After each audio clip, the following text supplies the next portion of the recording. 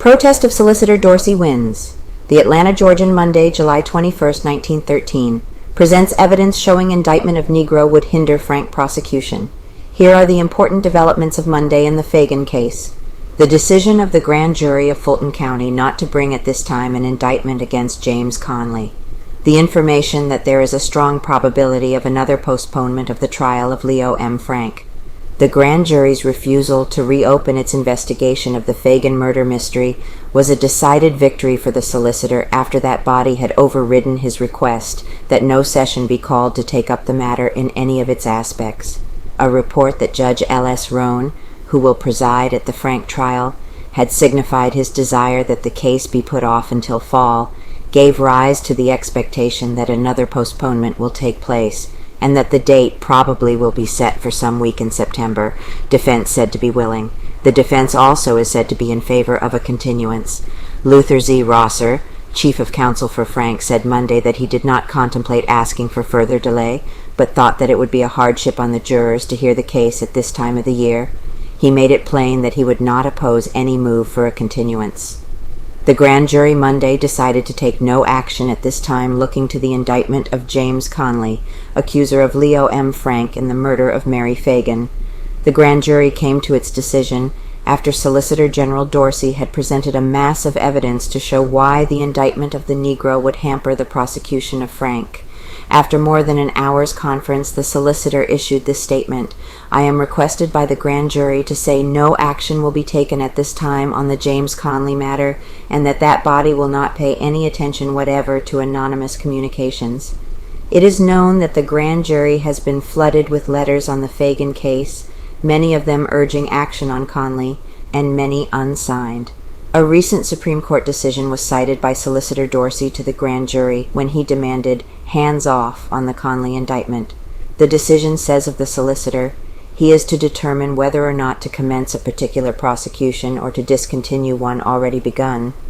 The Solicitor General draws the bill of indictment and examines the witnesses not with a view to the interest of any client, but alone to subserve public justice.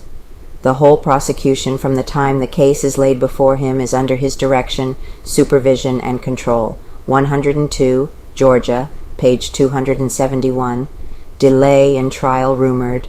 The impression gained ground Monday that a postponement of the trial of Frank was probable. It was reported that the defense would make a move to effect this before the case comes up on June 28th.